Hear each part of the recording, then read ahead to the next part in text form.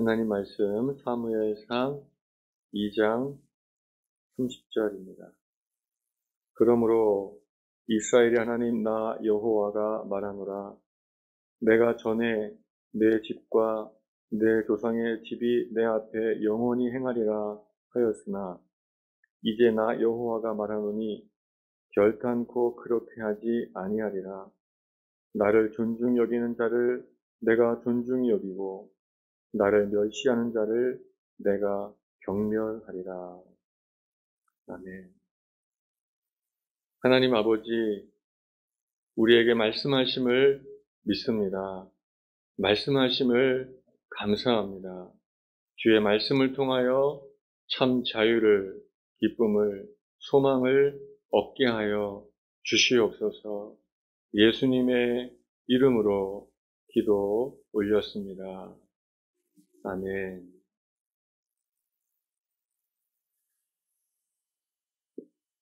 이 말씀을 가지고 무거운 하나님 이런 제목으로 하나님 말씀을 듣도록 하겠습니다. 지난주에 별처럼 빛나는 아들이라는 말씀 제목처럼 사무엘이 점점점 어둠 가운데서 빛나는 인생으로 펼쳐져가는 것을 봤는데, 사무엘상 지금 이 본문의 말씀들은 계속 이렇게 사무엘과 엘리 집안을 비교하면서 지금 진행하고 있죠. 오늘은 반대로 점점점 빛나는 인생이 아니라 점점점 어두워지고 결국은 하나님의 심판에 이르게 되는 그런 엘리 집에 대해서 하나님이 말씀하고 있습니다. 한 선지자를 보내서 엘리 집에 내리는 하나님의 저주를, 하나님의 심판을, 하나님의 경고를 하시는 그 내용입니다. 하나님이 아론부터 시작한 그 제사장 가문으로서의 영광이 엘리의 집에 있었는데, 이게 내 약속이었는데 이제 안 지키겠다. 그 약속을 깨겠다. 너희들은 더 이상 나의 일을 할 수 없다. 라고 선포하십니다. 정말 그들을 내쳐버리시는 그런 장면입니다.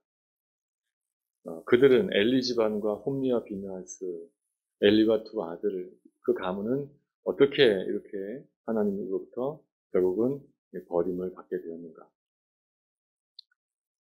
그 이야기 중에 그 핵심되는 이야기가 이 부분입니다. 나를 존중히 여기는 자를 내가 존중히 여기고 나를 멸시하는 자를 내가 경멸하리라. 하나님이 그 집안을 심판하신 이유는 이것이었습니다. 너희가 나를 존중하지 않았다. 그것입니다. 존중할 때 그 중자가 무거울 중자입니다. 한문으로, 그렇죠? 존귀할 존자, 높을 존자에다가 무거울 중. 그 무거울 중을 귀할 중이라고 부르기도 하지만, 무거울 중.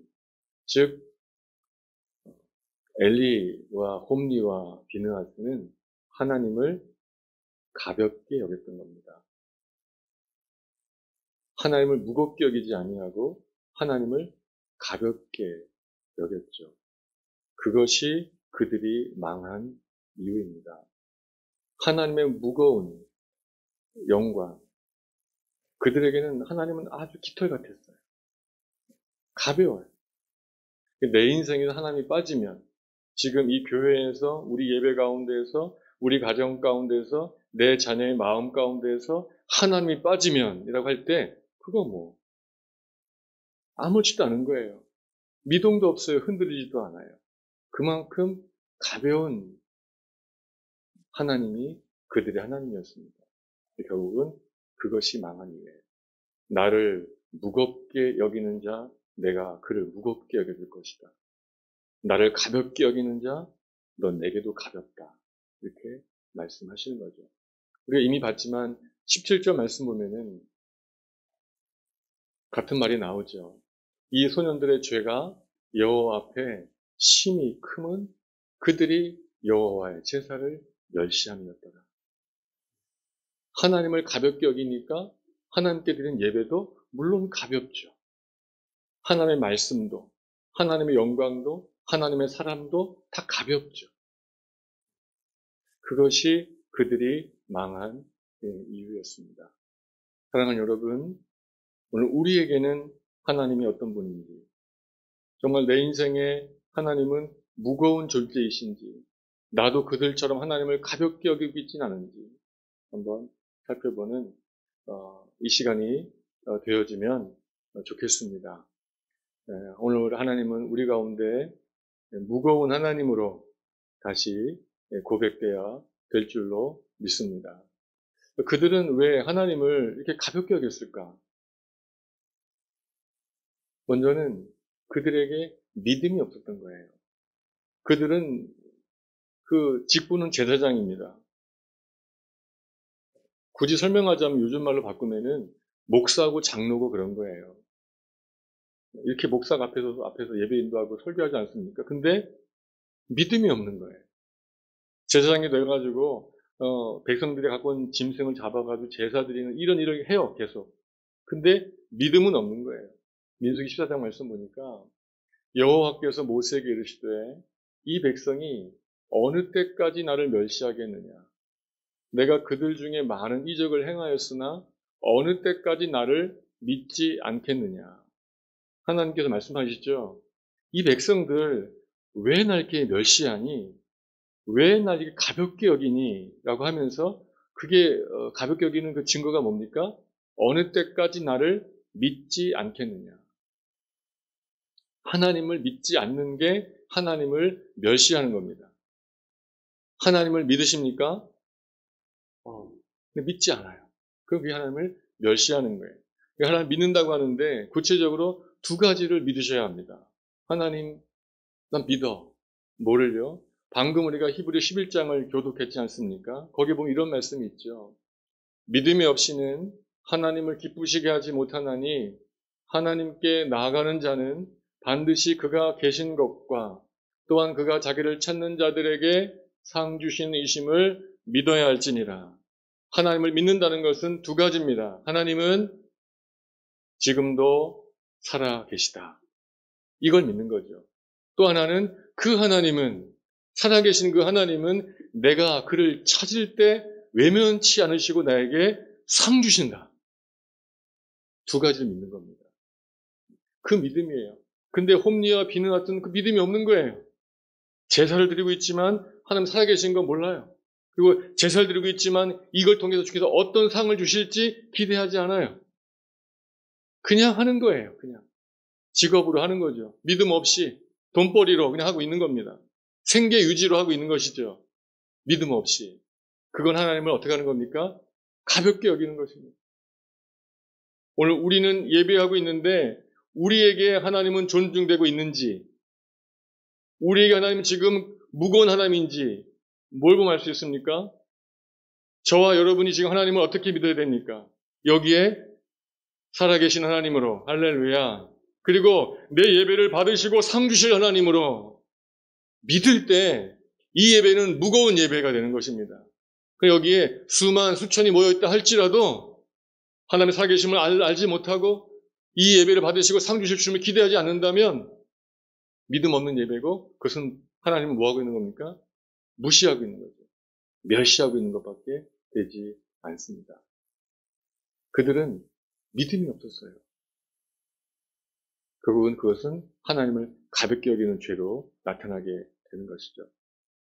필연적으로 하나님을 믿지 않으면 필연적으로 하나님을 기대하지도 않습니다. 너무 당연하죠.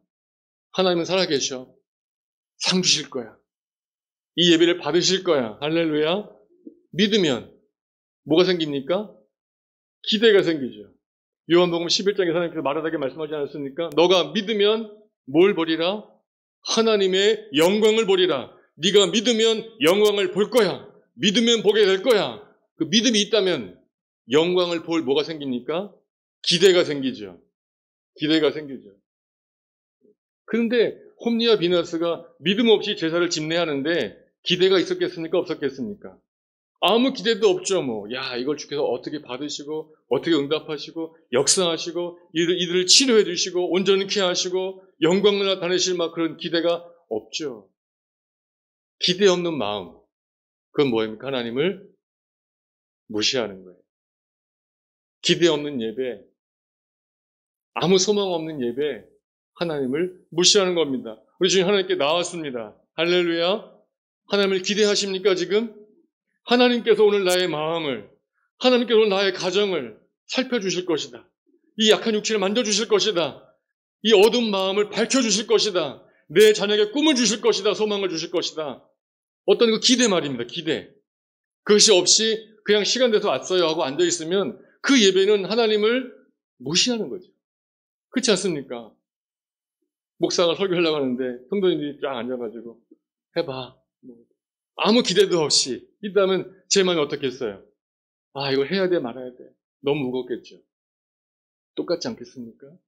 예배당에 나오긴 나왔는데 하나님 기대합니다. 제가 소망합니다. 주님. 이게 없이 그냥 왔다면 하나님 보시기에 아, 넌 참 날 좀 멸시하는구나 하지 않겠습니까? 마태복음 9장에 보면은 두 소경이 예수님 지나간다는 얘기를 듣고 막 불러요. 도와달라고. 주님이 한 집에 들어가시니까 쫓아 들어옵니다. 그때 지금 이렇게 말씀하시죠. 그 소경들에게. 예수께서 집에 들어가심에 맹인들이 그에게 나오거늘 예수께서 이르시되 내가 능히 이 일 할 줄을 믿느냐? 대답하되 주여 그러하오이다.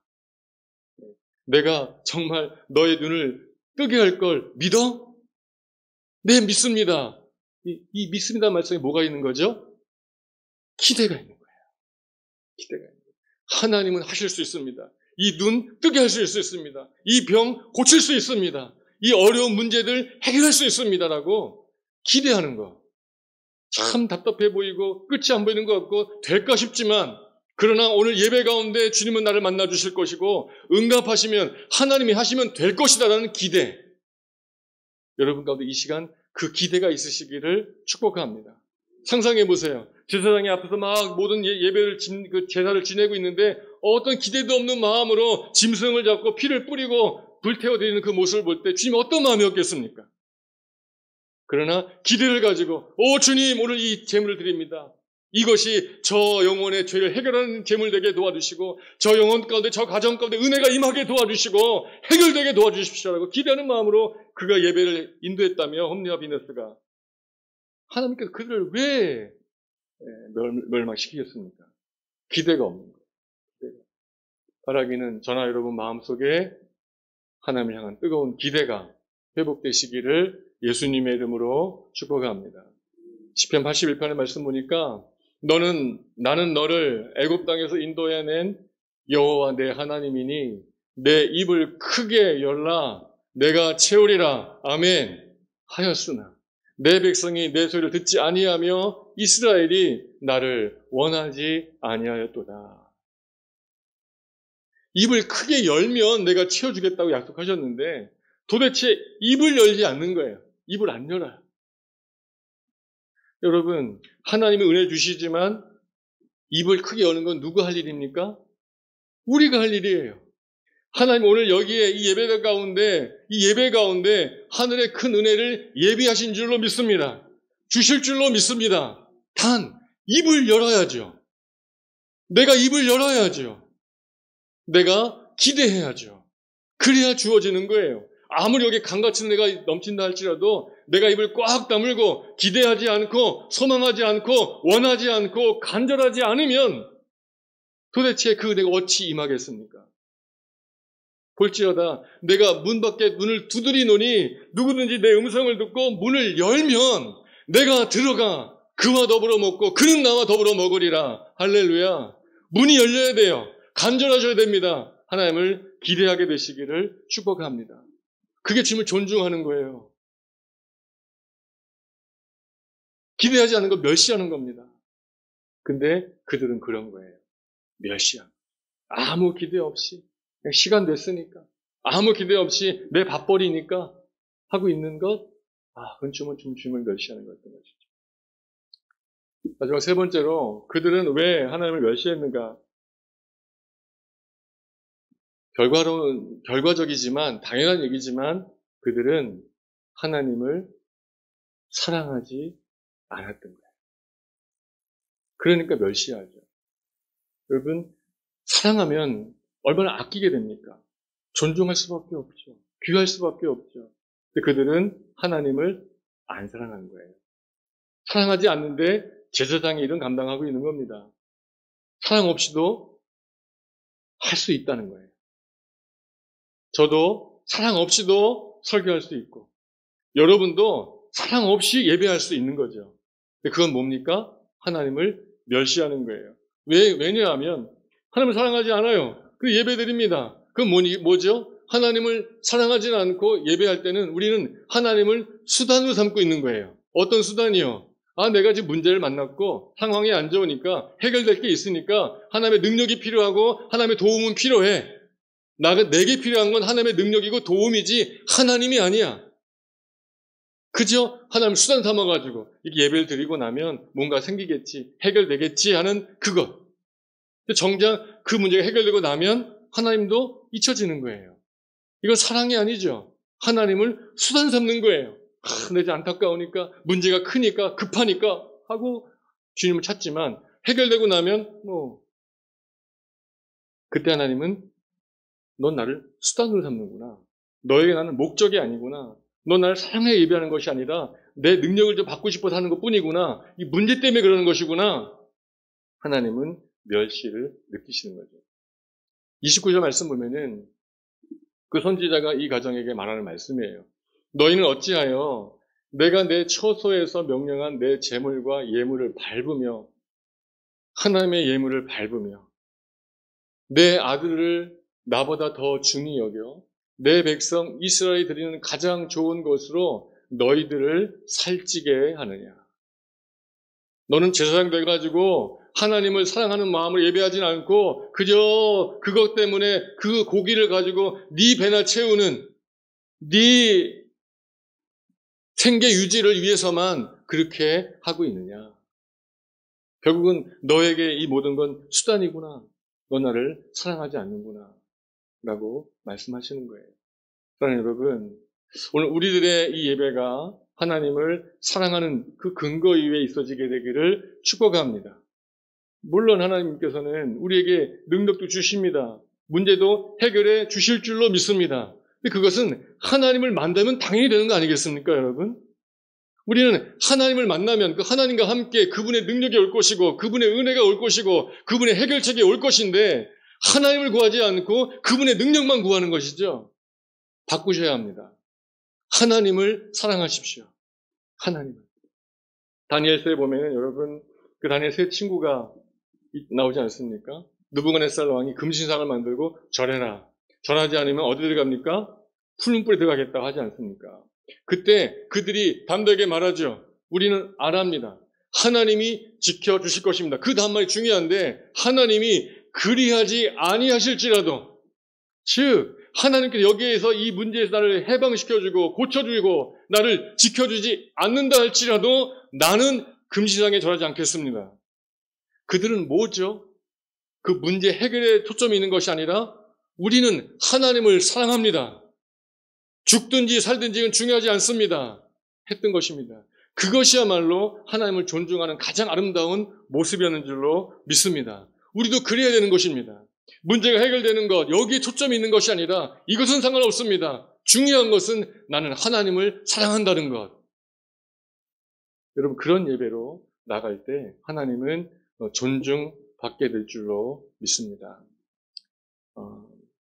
말씀을 이렇게 묵상하면서 참 이 모든 게 결국은 나의 죄구나. 우리의 죄구나. 우리가 참 하나님을 믿는다 하지만 그 믿음이 없고 하나님을 기대하지도 않고 하나님을 사랑하지도 않는구나. 이 홈리와 비느하스가 남의 이야기가 아니고 나의 이야기구나 라고 생각을 합니다. 우리가 회개해야 해요. 이 홈리와 비느하스가 이 하나님의 경고를 듣고 그 다음날 바로 죽었을까요? 아니에요. 몇 년이 흘렀습니다. 사무엘이 큰 다음에 블레셋과 전쟁이 나타난 다음에 그때 죽지 않습니까? 즉 경고를 듣고 시간이 있었어요, 없었어요? 있었어요. 하나님은 언제든지 그 말씀을 듣고 돌이키면 아니야, 땡이야, 내가 말했잖아, 너는 심판받는다고 그러실 분이 아니에요. 이 엄하게 경고하는 이유, 내가 널 버릴 거야, 너희 둘이 한날 죽을 거야, 막 경고하시는 이유는 정말 죽이겠다는 말이 아니라 이제라도 깨닫고 나를 좀 무겁게 여겨라, 돌아와라, 나를 믿어라, 나를 기대해라, 나를 사랑해라라고 말씀하시는 것이죠. 그러나 끝까지 돌이키지 않으니까 결국은 그 심판대로 되고 만 것이죠. 우리도 마찬가지일 수 있습니다. 오늘 주께서 말씀하시는 거예요. 나를 어떻게 해라? 믿어라. 믿게 되시기를 축복합니다. 나를 기대해라. 내가 살아있잖아. 내가 너 사랑하잖아. 기대해라. 나를 수단 삼지 말고 좀 사랑해라 라고 말씀하시는 거예요. 근데 이 이야기는 그냥 끝나지 않고 35절 가가지고 그 선지자가 경고하는 이야기 속에 이 이야기가 나오는 거예요. 너희들은 끝날 것인데 내가 나를 위하여 충실한 제사장을 일으키리니 그 사람은 내 마음 내 뜻대로 행할 것이라. 하나님이 이 저주의 한복판에서 선포하는 거예요. 그러나 내 사람이 세워질 것이다. 나의 제사장이 세워질 것이다. 나의 신실한 종이 세워질 것이다. 그가 모든 것을 회복할 것이다 라고 말하면서 이 저주가 끝나는 거죠.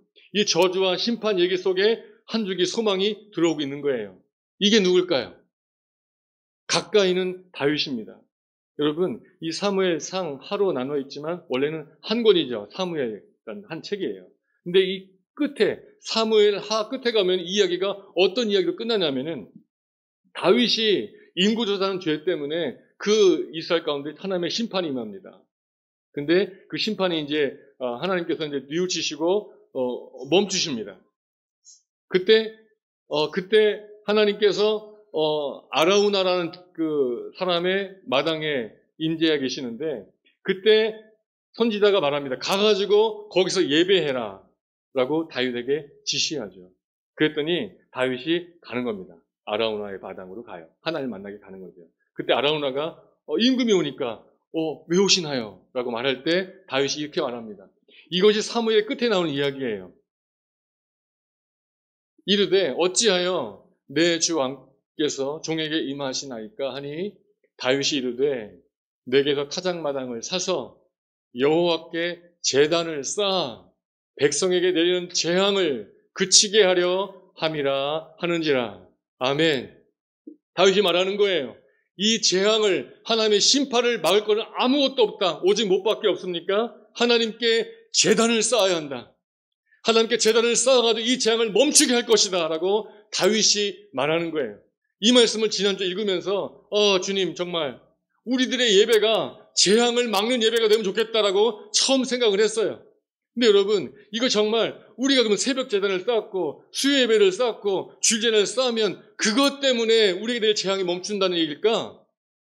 아닌 거예요. 그 다음 주신 깨달은 이 제단은 다윗 쌓은 제단뿐만 아니라 우리가 쌓는 새벽 제단이 문제가 아니라 물론 해야 되지만 근본적으로 예수 그리스도께서 십자가에서 쌓으신 피로 올리신 그 제단이구나 깨닫게 되는 거예요. 사랑하는 여러분, 우리는 이렇게 믿음이 없습니다. 소망도 없습니다. 하나님을 기대하지도 않고 하나님을 멸시하는 이런 인생으로 살고 있습니다. 살아왔고 앞으로도 그럴지 모르겠습니다. 우리의 소망은 무엇일까?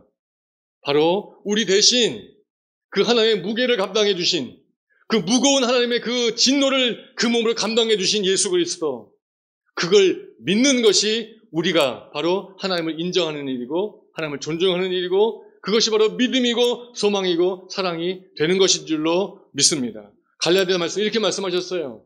그리스도께서 우리를 위하여 저주를 받은 바 되사 율법의 저주에서 우리를 속량하셨으니 기록된 바 나무에 달린 자마다 저주 아래 있는 자라 하였습니다.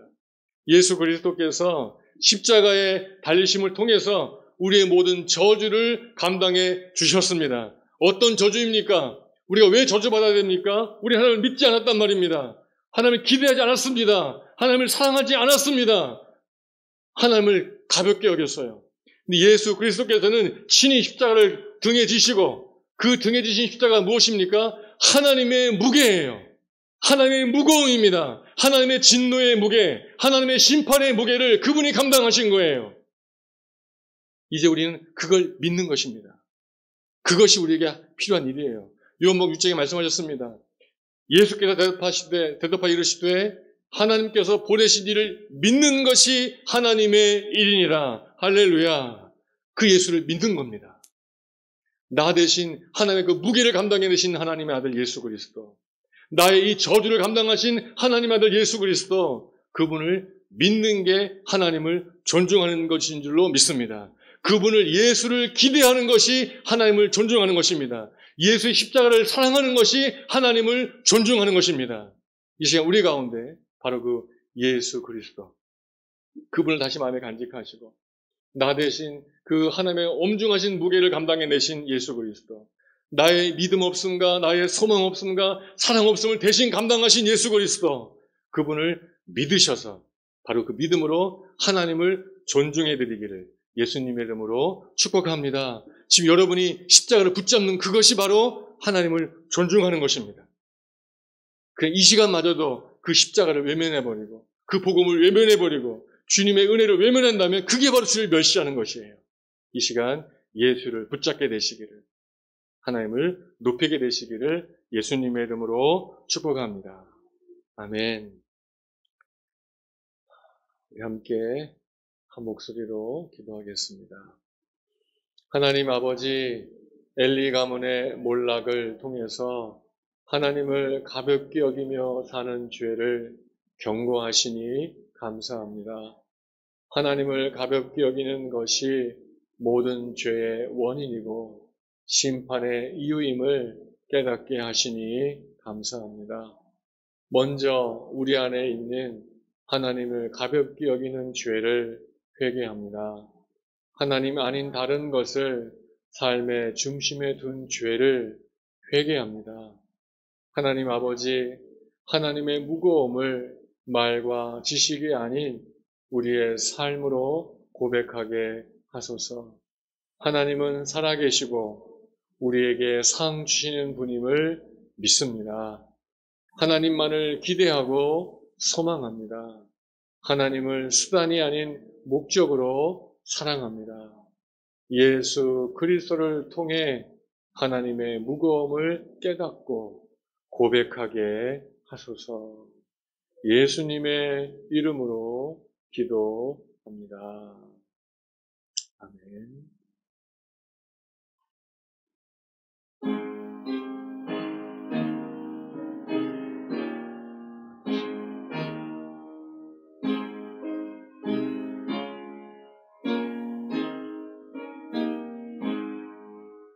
진리와 생명 되신 주, 이 몸을 바치옵니다.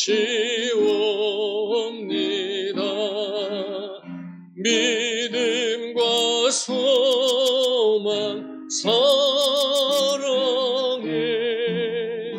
한 마음 되게 하소서.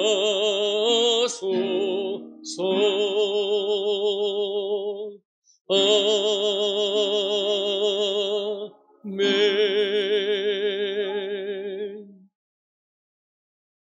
주 예수 그리스도의 은혜와 하나님의 사랑과 성령님의 교통하심이 지금 이 순간도 하나님은 살아계시고 하나님을 찾을 때 상 주시님을 믿어 바로 이 시간도 얼마든지 나를 고치시고 나를 일으키시고 이 모든 문제가 나를 건드실 그 하나님을, 나를 뜨겁게 만나주실, 붙잡아주실 그 하나님을 기대하고 그 하나님을 뜨겁게 사랑하되 오직 그 모든 무거움을 감당하신 예수 그리스도를 믿음으로 하나님을 더 높이 존중하며 살기를, 하나님을 무겁게 고백하며 살기를 소망하는 주님의 귀한 백성들 위해, 풍암 그리스도의 교회 위에 기쁜 어린이 교회 위에 영원토록 함께하여 주시옵기를 우리 주님 예수 그리스도의 이름으로 간절히 축원하옵나이다. 아멘.